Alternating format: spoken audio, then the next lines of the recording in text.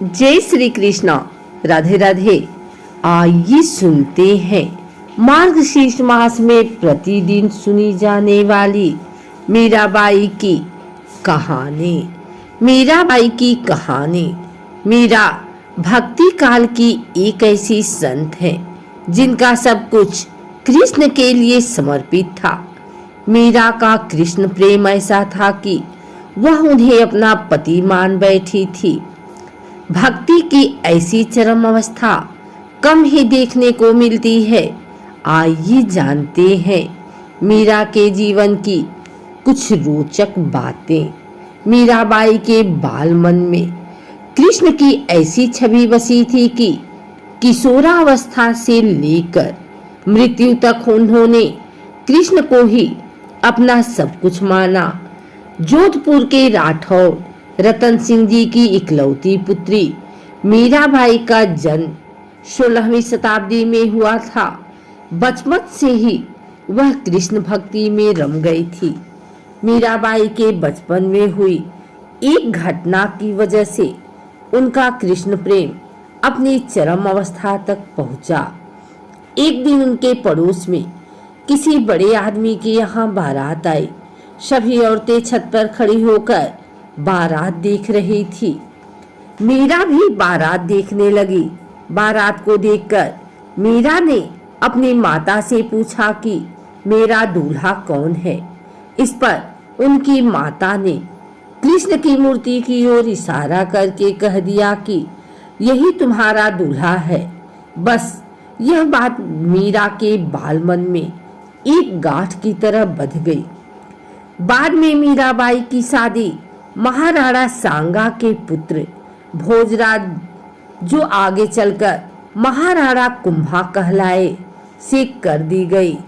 इस शादी के लिए पहले तो मीराबाई ने मना कर दिया, लेकिन जोर देने पर वह फूट फूट कर रोने लगी। शादी के बाद विदाई के समय वे कृष्ण की वही मूर्ति अपने साथ ले गई जिसे उनकी माता ने उनका दूल्हा बताया था। ससुराल में अपने घरेलू कामकाज निपटाने के बाद मीरा रोज कृष्ण के मंदिर चली जाती और कृष्ण की पूजा करती, उनकी मूर्ति के सामने गाती और नृत्य करती। उनके ससुराल वाले तुलजा भवानी यानी दुर्गा को कुल देवी मानते थे। जब मीरा ने कुल देवी की पूजा करने से इनकार कर दिया तो परिवार वालों ने उनकी श्रद्धा भक्ति को मंजूरी नहीं दी। मीराबाई की ननद उदाबाई ने उन्हें बदनाम करने के लिए उनके खिलाफ एक साजिश रची। उसने राणा से कहा कि मीरा का किसी के साथ गुप्त प्रेम है और उसने मीरा को मंदिर में अपने प्रेमी से बात करते देखा है। राणा कुंभा अपनी बहन के साथ आधी रात को मंदिर गया।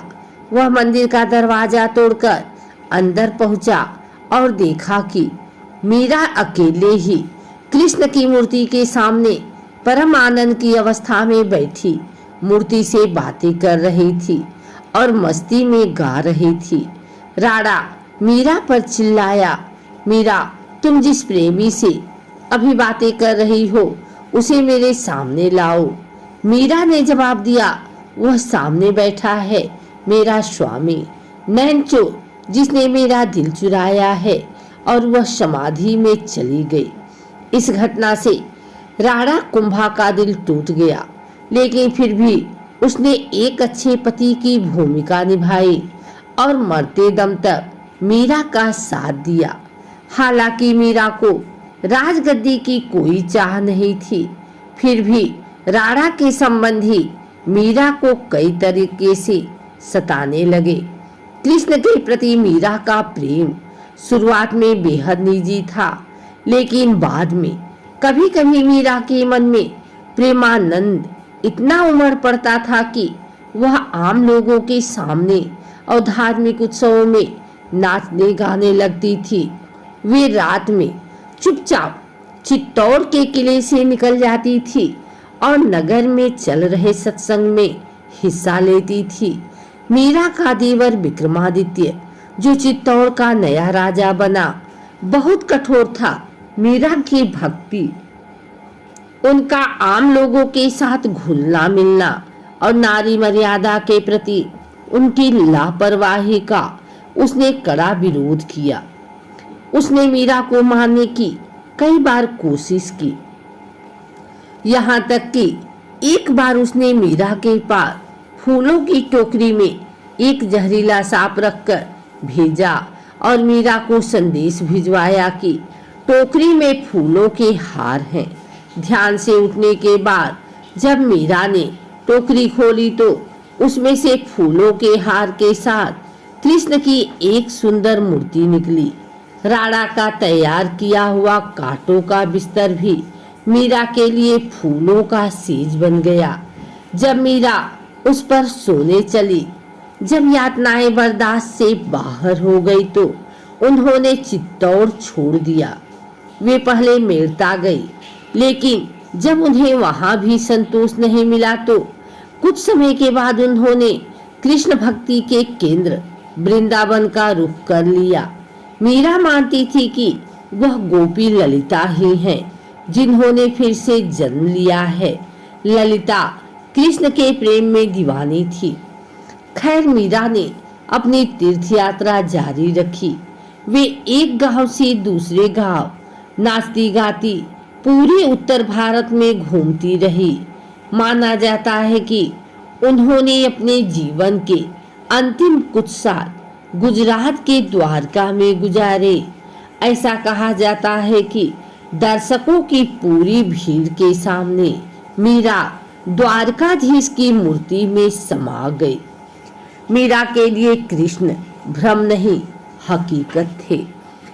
इंसान आमतौर पर शरीर, मन और बहुत सारी भावनाओं से बना है। यही वजह है कि ज्यादातर लोग अपने शरीर, मन और भावनाओं को समर्पित किए बिना किसी चीज के प्रति खुद को समर्पित नहीं कर सकते। विवाह का मतलब यही है कि आप एक इंसान के लिए अपनी हर चीज समर्पित कर दें, अपना शरीर, अपना मन और अपनी भावनाएं। आज भी कई इंसानी संप्रदायों में नन बनने की दीक्षा पाने के लिए लड़कियां पहले जीसस के साथ विवाह करती हैं। कुछ लोगों के लिए यह समर्पण शरीर, मन और भावनाओं के परे एक ऐसे धरातल पर पहुंच गया जो बिल्कुल अलग था, जहां यह उनके लिए परम सत्य बन गया था। ऐसे लोगों में से एक मीराबाई थी, जो कृष्ण को अपना पति मानती थी।